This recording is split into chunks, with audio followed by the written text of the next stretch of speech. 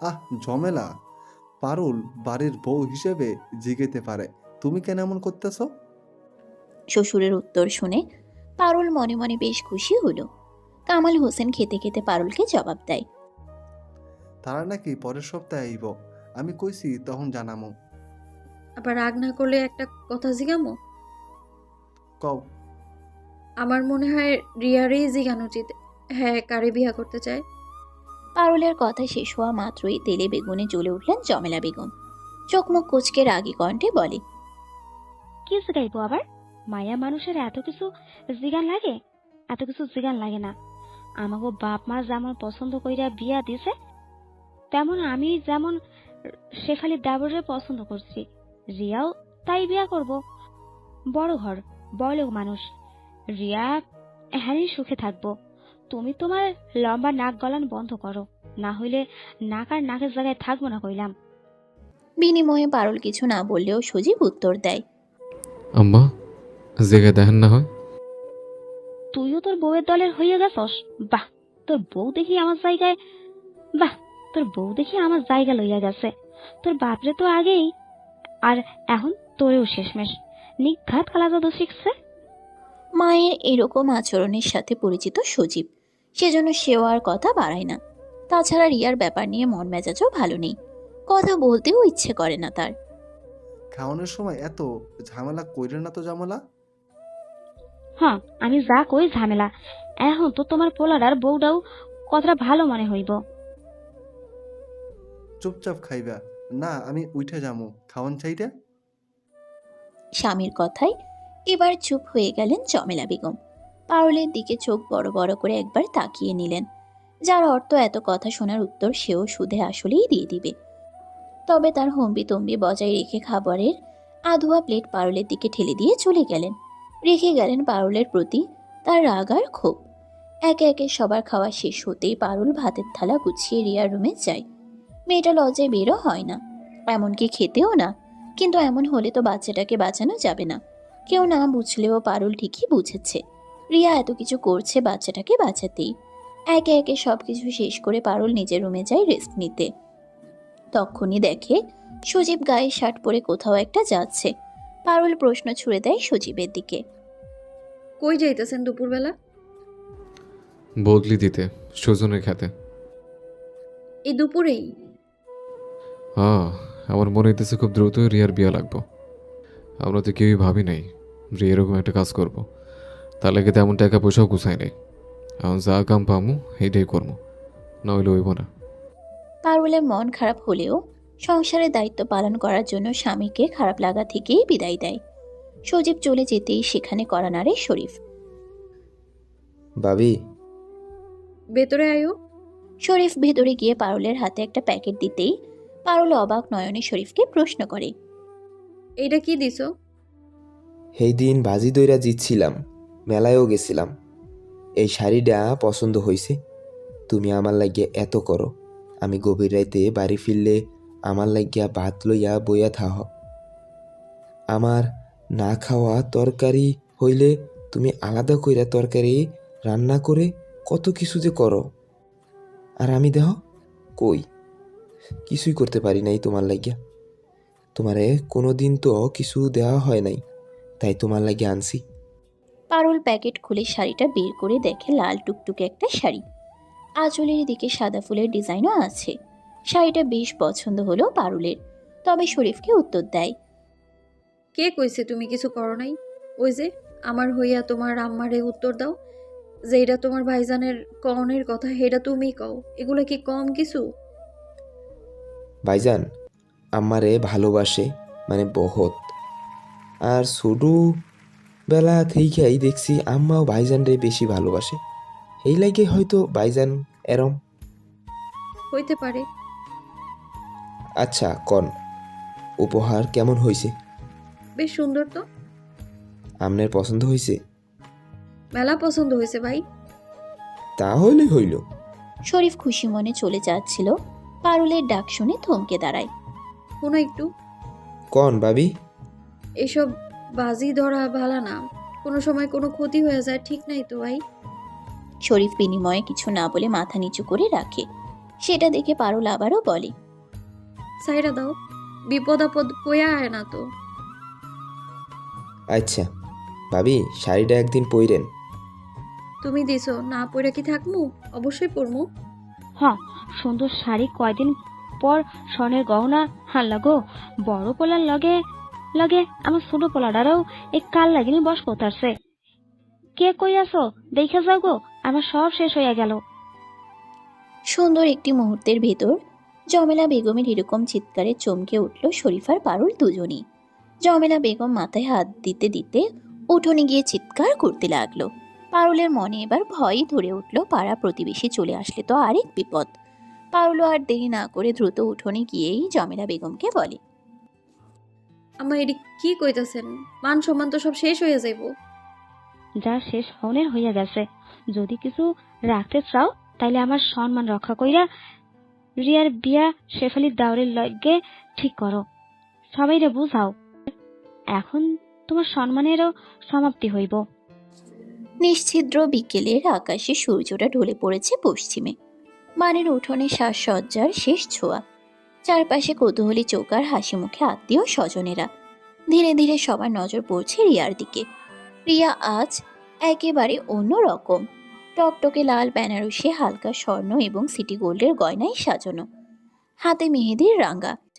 রিয়ার চোখে মুখে এক অপার লজ্জা আর আনন্দের মিশেল। মাথায় ঘোমটা টেনে নিচু চোখে সে ধীরে ধীরে পালকির দিকে এগিয়ে যাচ্ছে। পালকির গায়ে ফুলের মালা, রঙিন কাপড় আর অলংকার সাজানো। চারজন পালকিওয়ালা ধীরে ধীরে পালকি তোলার প্রস্তুতি নিচ্ছে। নীরবতা ভেঙে আজ বাড়িটা ভরে উঠেছিল মানুষের কোলাহলে। রিয়ার বিয়ে হয়েছে। কনে সাজে সে যেন একদম স্বপ্নের মতো লাগছিল আজকের দিনটা। কিন্তু আনন্দের মাঝেও সময় থেমে থাকে না। সে কাঙ্ক্ষিত মুহূর্ত বিদায়। বিদায়ের সময় পুরো পরিবেশটাই বদলে গেল। হাসি মুখগুলো কেমন যেন মলিন হয়ে পড়ল। রিয়ার ভাইয়েরা চুপচাপ দাঁড়িয়ে, চোখে পানি জমে আছে, গলার স্বর কাঁপছে। ভাবি পাশে দাঁড়িয়ে রিয়ার হাত শক্ত করে ধরে রেখেছে, একটুও ছাড়তে চাইছে না। চোখ দিয়ে তারও অনবরত পানি গড়িয়ে পড়ছে। পাশে দাঁড়িয়ে আছে কান্নারত অবস্থায় বাবা, যিনি সবসময় হাসি মুখে ছিলেন মেয়ের সামনে। সকলের অগোচরে তার চোখেও পানি। চোখ মুছলেন লুকিয়ে। তিনি শুধু বললেন, ভালো থাকিস মা, নিজের মতো কইরা সংসার করিস। জমেলা বেগম, যিনি বিয়েতে রাজি ছিলেন না, নিজের পছন্দের পাত্র নেই বলে শক্তপোক্ত হয়েছিল, বিয়ের কোনো কাজই করেননি। সবাইকে জানিয়ে দিয়েছিল সে থাকবে না কিছুতে। এতক্ষণ নিজের সিদ্ধান্তে অনড় হয়ে থাকলেও মেয়ের বিদায় বেলাতে তিনিও নরম হয়ে উঠলেন। রিয়া তার দিকে যেতেই হাউমাউ করে জড়িয়ে ধরে কান্নায় ভেঙে পড়েন। তোর বাবা তোর ভাবি মিলে তোর আমার বিরুদ্ধে লইয়া গেল রে মা। আমি চাইছিলাম তুই খালি সুখে থাক, সুখে থাকতে হাইডার হইল না। রিয়ার স্বামী দূরে দাঁড়িয়ে থাকায় বেশি কিছু বললেন না আর জমেলা বেগম। পাছে মেয়ের সংসারে অশান্তি হবে, সেটা সে কিছুতেই চায় না। যতই তার অমতে বিয়ে হোক, মেয়ের খারাপ সে চাইবে না। রিয়া এবার এগিয়ে গেল। অশ্রুসিক্ত নয়নে ভেতরে উঠে গেল। পালকির দরজা বন্ধ হলো। ভেতরে বসে রিয়া জানালার ফাঁক দিয়ে শেষবারের মতো নিজের উঠোনটা দেখে নিল। পেছনে ফেলে যাওয়া শৈশব, খেলার দিন, মা বাবা সকলকে দেখে নিল। সব যেন এক ঝলকে চোখের সামনে। পালকি ধীরে ধীরে চলতে শুরু করলো এক নতুন জীবনের পথে। পালকি ধীরে ধীরে দূরে চলে গেল। কেউ কিছু বলছে না, শুধু তাকিয়ে আছে, যেন বিশ্বাস করতে পারছে না যে মেয়েটা এত বছর ধরে এ বাড়ির প্রাণ ছিল, সে আজ এভাবেই চলে গেল। বাড়ি যেন হঠাৎই নিঃসঙ্গ হয়ে পড়েছে।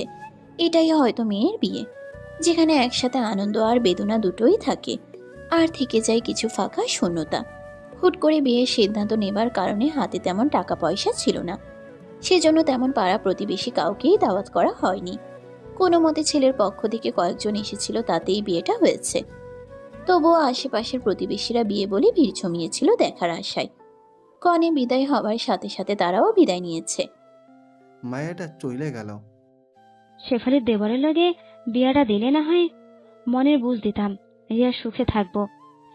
দিছেন বিয়া গরিব মাস্টারের লাগে। হ্যাঁ, কয় পয়সায় বা কামাই করব, আর আমার মাইয়ারে খাবাইব কি? পড়ালেখা কোনো দাম আছে এখন? একে তো মেয়ের বিদায় তার উপর স্ত্রীর এরকম কথা সহ্য হলো না কামাল হোসেনের, সেজন্যই চুপ রইলেন। আম্মা, রিয়া সুখেই থাকবো, দেখেন।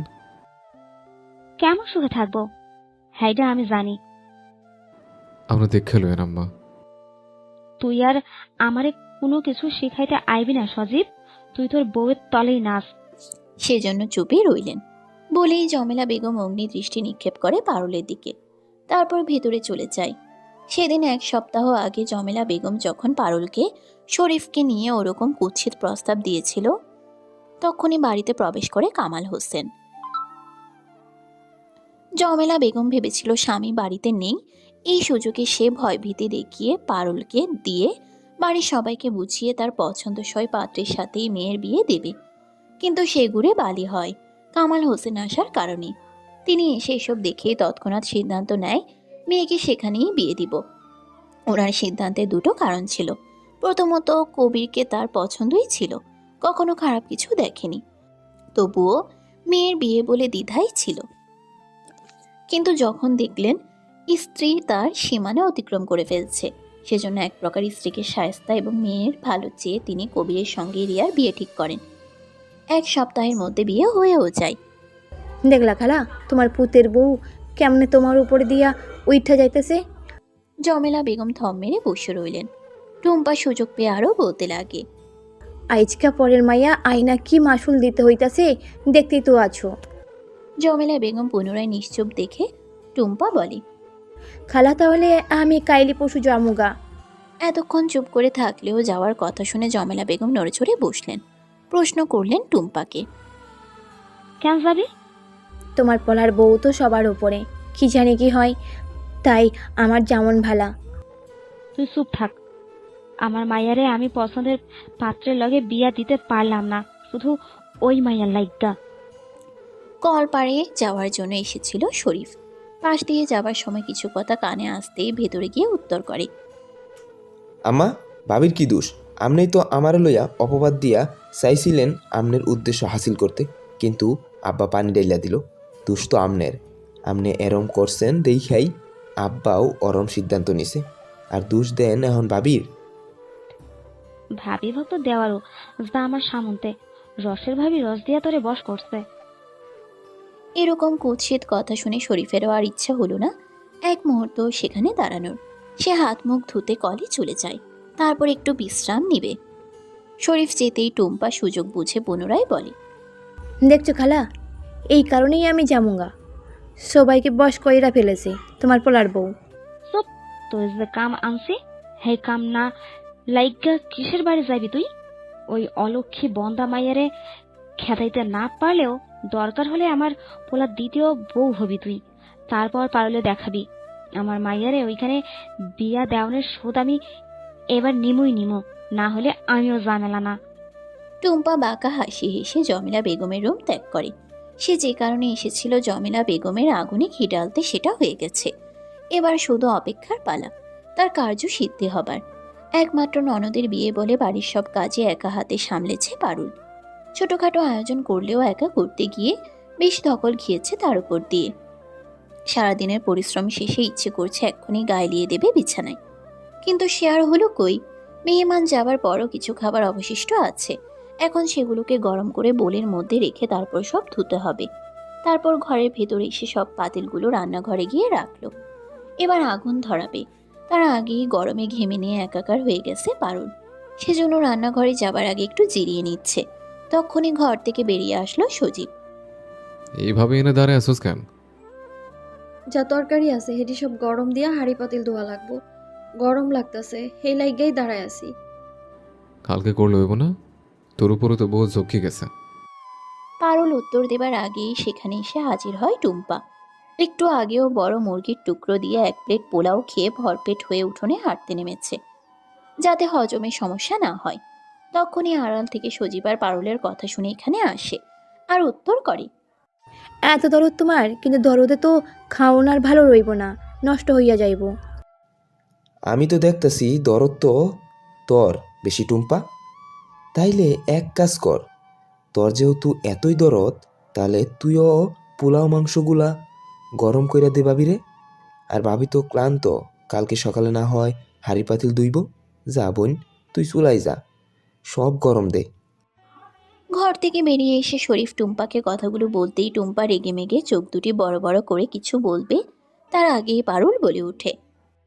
বাড়ির পেছন থেকে পাতার বস্তায় না আগুন ধরাইব, আর তরকারি ভালো মতন ফুটাইবা, অনেকক্ষণ জাল করবা, নাইলে নষ্ট হইয়া যাইব। আবার মাছের তরকারিতে ঝোল কম, কদ্দুর পানি দিয়া লইয়া, নাইলে লাইগা যাইব তরকারি। সব ঘরে আইনা ঢাকনা দিয়া উপরে পিড়ি দিবা, যাতে ইন্দুর পোকা নষ্ট না করতে পারে। হ্যাঁ টুম্পা, তুই যা বোন, সব গরম দিয়ে সুন্দর মতন রেখে দিবি। বউ, তুই আয়। টুম্পাকে নির্দেশ দিয়ে সজীবও সেখান থেকে পারুলকে নিয়ে চলে যায়। শরীফ মুখ টিপে হেসে টুম্পাকে বলে, যা বোন যা, কত সুন্দর কইরা তোরে কইলো ভাইজান, এবার যা। বইনের খেতাই আগুন। হ, তোর তো আমার কিছু ভালো লাগেই না। আচ্ছা, তুই আমার বোন না, সজীবের বোন। তাহলে সজীবের বোন টুম্পা যা, এবার ঠিক আছে না? বেচারি টুম্পাকে বউ হবার আকাঙ্ক্ষায় বোন সম্বোধন করে এক প্রকার কাঁদিয়েই দিল। শরীফের কথা টুম্পা শুনল কিনা কে জানে, তবে শরীফ হাসতে হাসতে উঠোন ছেড়ে বেরিয়ে যায় বাইরের দিকে। রিয়ার বিয়ের সব কাজ শেষ করে পারুল ফিরেছে নিজের রুমে, একেবারে ক্লান্ত। ঘরে ঢুকেই চোখে পড়ে জামা কাপড় ছড়িয়ে ছিটিয়ে আছে, ঘরটা পুরো অগোছালো। সারাদিন রিয়ার বিয়ের দৌড়ঝাঁপে নিজের জন্য একটুও সময় পাইনি। এখনই এলোমেলো ঘরটাকে গুছিয়ে নিতে হবে, তারপরে মিলবে একটু বিশ্রাম। সজীব ক্লান্তিতে নুয়ে পড়ে অগোছালো বিছানাতেই শুয়ে পড়েছে। পারুল একবার চারপাশটা তাকিয়ে দেখে, তারপর ধীরে ধীরে গুছানোর কাজে নেমে পড়ে। সব ঠিক না করলে কি আর শান্তি মেলে? ঠিক সেই মুহূর্তেই সজীবের কণ্ঠস্বর কানে এসে বাজল।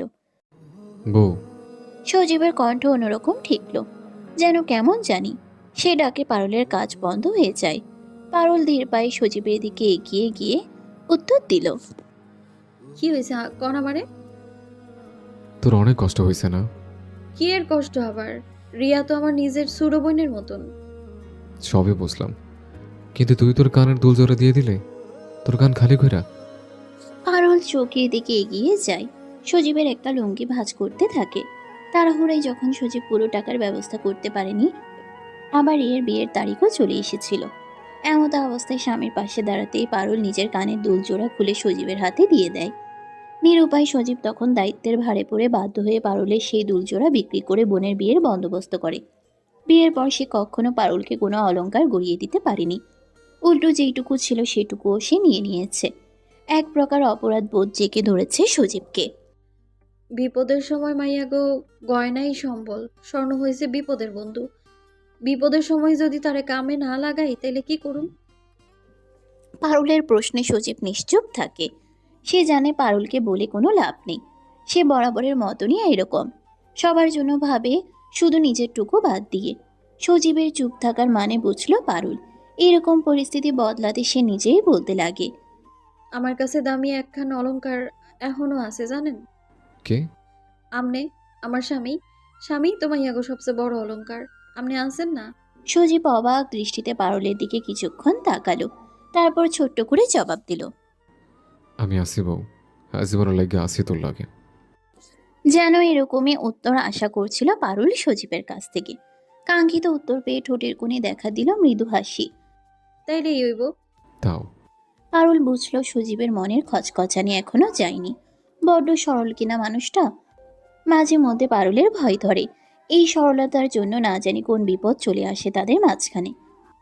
শুনেন, আমার এখন আমার মায়ের দেয়া একখান গয়না বাকি আছে। মন চাইলে হেইডা ভাঙ্গাই দুল এক জোড়া বানাইনি মনে। এটা ধইরা মন খারাপ করে না। না, আমি তোরে বানাই দেব নতুন। আচ্ছা ঠিক আছে, এখন এমন মন খারাপ বাদ দেন তো। পারুল দ্রুত গিয়ে সজীবের কাছে দাঁড়াতেই সজীব নিজের বুকের মধ্যে পারুলকে নিয়ে নিল। চুপটি করে সেখানে পড়ে রইল পারুল, ছোট্ট বাচ্চাদের মতো। এবার শান্তি মিলছে? 7টা বাজতে সকাল, এখনো পেটের মতো কিছু পড়ে নাই। কোথায় যান বাইর হইয়া গেল। উঠোনের মাঝখানে দাঁড়িয়ে পারুলের রুমের দিকে তাকিয়ে তাকিয়ে চিৎকার করে পারুলের উদ্দেশ্যে কথাগুলো বলছে জমেলা বেগম। চিৎকারে শরীফের ঘুম ভেঙে যায়। মায়ের কথার প্রতি উত্তর করে, জান বাইর হইয়া গেলে চিল্লান কেমনে আমনা? আগুনের মধ্যে ঘি পড়ল শরীফের কথায়। জমেলা বেগম অগ্নি দৃষ্টিতে তাকালো ছেলের দিকে। কিছু বলবে তার আগেই কামাল হোসেন এসে হাজির হয়। চিল্লেতেছ কেন সকাল সকাল? আপনার পলার বউ এখনো উঠে নাই? না খাওয়াইয়া সুটকি দাউনের বুদ্ধি করছে আমারে। এটা কি কথা জমেলা? বৌমা কালকে রিয়ার বিয়ে দেখে বহুত কাম করেছে, ক্লান্ত দেখে আজকে উঠতে দেরি হইতেছে, এই কারণে তুমি এমন করবা? আমি কিছু করি নাই। না করলে এখন করবা। যাও পাকঘরে গিয়ে আমার লাগে কোড়া করে এক কাপ চা বানায় আনো। অবাকের চরম সীমানায় পৌঁছালেন জমেলা বেগম। পারুল বউ হয়ে আসার দ্বিতীয় দিন থেকেই তার রান্নাঘর থেকে ছুটি মিলেছে। যাও ছেলেকে হাত করতে দু একবার রান্না করত, সেই সবও জোগাড় করে দিত পারুল। সে শুধু নাম করতে পিড়িতে বসে আরামে রান্নাটুকু করত। এই সকাল সকাল খিদে পেটে নিয়ে রান্নাঘরে সে যাবে? অসম্ভব। আমি যামু না পাকঘরে। হ তুমি যাইবা। জমেলা বেগম কঠিন হয়ে দাঁড়িয়ে আছে। সেটা দেখে কামাল হোসেন ধমকের স্বরে এবার জমেলা বেগমকে বলে, জমেলা 10 মিনিটের ভিতরে যেন চা আমার সামনে হাজির হয়, আমার যেন তোমার সামনে হাজির হওয়া না লাগে। আদেশ দিয়েই কামাল হোসেন সেখান থেকে চলে গেল। স্বামীর এরকম ধমক শুনে অগত্যা জমেলা বেগম রাগে ফুঁসতে ফুঁসতে রান্নাঘরের দিকে পা বাড়ায়। রান্নাঘরে গিয়েই দেখে পাতার বস্তা চুলার একপাশে পড়ে আছে। আর একটু হলে আগুন ধরে যেত এরকম অবস্থা। পুরো রান্নাঘর জুড়ে ছড়িয়ে ছিটিয়ে আছে পাতা। কিরকম হয়ে আছে অগোছালো, অপরিষ্কার। ইচ্ছে করছে এক্ষুনি চিৎকার করে পুরো পাড়া মাথায় তুলে নিবে, কিন্তু কামাল হোসেনের মতিগতি ভালো না। সেদিন সবার সামনে জমেলা বেগমকে চড় দেবার পর থেকে স্বামীকে বেশ সমঝিয়ে চলেন তিনি। ঠিক তখনই উঠোন দিয়ে হেঁটে যেতে দেখে টুম্পাকে। ও টুম্পা, এদিকে আয় তো। ডাক শুনে টুম্পা রান্নাঘরের কাছে গিয়ে দাঁড়ায়। হাই তুলতে তুলতে জিজ্ঞেস করে, খালা, আপনি পাকঘরে কি করেন? ভাবি কই? মহারানী আর আমি ঘুমা যাইতেছে, আর আমি তুলা কোথাই। পাকঘরে কি অবস্থা করছে দেখছস? আর একটু হইলেই পাতার বসায় আগুন ধইরা সব পুড়ে শেষ হইতো। রাগে গিজগিজ করতে করতে জমেলা বেগম কথাটা বলেন। কালকে রান্নাঘরে তরকারি গরম করতে এসেছিল টুম্পা। এই কাজ তারই, সেটা ভুলেও বলা যাবে না এখন। হ্যাঁ, দেখলাম তো খালা, নিশ্চয়ই কামে মন আইছিল না, হেলই গায়ে এই দইসা। আর মন না দিতে পারলাম আমার বংশের বাতি, আর না দিতে পারতেছে ভালো মতো কাম। কবে যে বিদায় হইব? এখন তো মুখও চলে, থামার তো নামই নাই। আর মুখ কেমনে বন্ধ করে, হ্যাঁ রাস্তা আমি চিন্তা করতেছি। আমার মাইয়ারে খেদাইছে না, আমি ওরে আজকেই খেদানোর ব্যবস্থা করুম, তাও চিরতরে। কথা শেষ করে জমেলা বেগম চুলোয় পাতা গুজে দিলেন। আগুনের আঁচ বাড়িয়ে দিলেন আরো। এদিকে টুম্পা খুশিতে গদগদ অবস্থা। সে জমেলা বেগমের কথা অনুযায়ী ধরেই নিয়েছে আজকে ধামাকা হবে। জমেলা, ও জমেলা, কই গেছো? তাড়াতাড়ি ঘর থেকে বাইর হও। আসরের নামাজ শেষ করে মসজিদ থেকে চলে এসেছেন কামাল হোসেন। বাইরে দাঁড়িয়ে স্ত্রীকে ডাকছেন। স্ত্রীর কোনো হেলদোল নেই, সে তখনও দুপুরের ভাত ঘুমে আচ্ছন্ন হয়ে আছে। কামাল হোসেন আরো কয়েকবার ডাকতে ঘুম ঘুম চোখে বেরিয়ে আসলেন জমেলা বেগম। হাই তুলতে তুলতে স্বামীর মুখ পানে তাকালেন। কেমন খুশির ঝলক দেখা দিচ্ছে। কি হয়েছে, এমনি ডাকতেছো কেন? এখনো তোমার ঘুম ভাঙে নাই? কেন ডাকছো? মসজিদ থেকে বাইর হইয়ানোর পর আমার বন্ধু আজাদের লগে দেখা হয়েছে। মেলা দিন পর, সুরে কালের বন্ধু আমার। অহন কি হয়েছে? এতদিন পর দেখা হয়েছে, তাই আমি আজাদের কইছি আজকে যেন আমারও লগে খাই। এই রাজিও হয়েছে, এখন দোকানে চা খাইতেছে। তো লইয়াও আনমো, কিন্তু তার আগে তুমি আমগো ঘর থেকে বাইর হও। কি কও, মাথা ঠিক আছে নি? আরে আজাদ কইছে এই আমার লগে থাকবো, এই লাইগা তুমি আজকে আমগো ঘর থেকে বাইর হওয়া অন্য ঘরে থাকবা। কোন ঘরে থাকুম?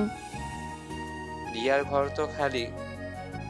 রিয়ার ঘরে চৌকিতে তোষক নাই, শক্ত কাঠে আমার ঘুম ধরে না। তাহলে টুম্পারে রিয়ার ঘরে পাঠাইয়া দিও। মরণ, টুম্পা না মেহমান? তাইলে আজকে কষ্ট কইরা ঘুম যাও, আমি যাই আজাদের কাছে, ফিরতে একটু দেরি হইব না। কামাল হোসেন তার কথা শেষ করেই চলে যায়। পাঞ্চে মুখ নিয়ে জমেলা বেগম উঠোনে দাঁড়িয়ে থাকে। শক্ত চৌকিতে শুতে হবে ভেবেই তার কান্না পাচ্ছে এরকম ভাব। আরাম আয়েশ ছাড়া যেন কিচ্ছু দরকার নেই তার। চলে যাচ্ছিলেন ভেতরে, ঠিক তখনই শরীফের গলা শুনে থমকে দাঁড়ায়। পারুল তখন উঠোন ঝাড়ু দিচ্ছিল। শরীফ পারুলকে দেখেই বলে, ও ভাবি, শরীফকে দেখে পারুল গায়ের কাপড়টা আরো টেনে এনে ঘুমটাটা লম্বা করে দিল। কি হয়েছে? আজকে ঘরে নাও ফিরতে পারি ঠিক নাই, সেইটাই কইতে আইছি, যাতে চিন্তা না করো। কেন, কই যাইবা? গুসাই গো বাড়ির উঠোনে আমরা আড্ডা আর লগে রান্না বান্না করতাছি আর কি। ক্লান্ত লাগলে গুসাইয়ের বাড়িতেই শুয়া পড়মনি। পারুল মাথা নুয়ে উত্তর দিতেই শরীফ সেখান থেকে চলে যায়। সবটা দাঁড়িয়ে দাঁড়িয়ে দেখলেন জমেলা বেগম। দুয়ে দুয়ে চার করে তার মনে যা আসলো তার ছক কষে নিলেন বেশ ভালোভাবেই। ভাবেনি সুযোগ এভাবে চলে আসবে। সে তড়িঘড়ি করে টুম্পার কাছে গেল। মাগরিবের আজান দিয়ে দিয়েছে।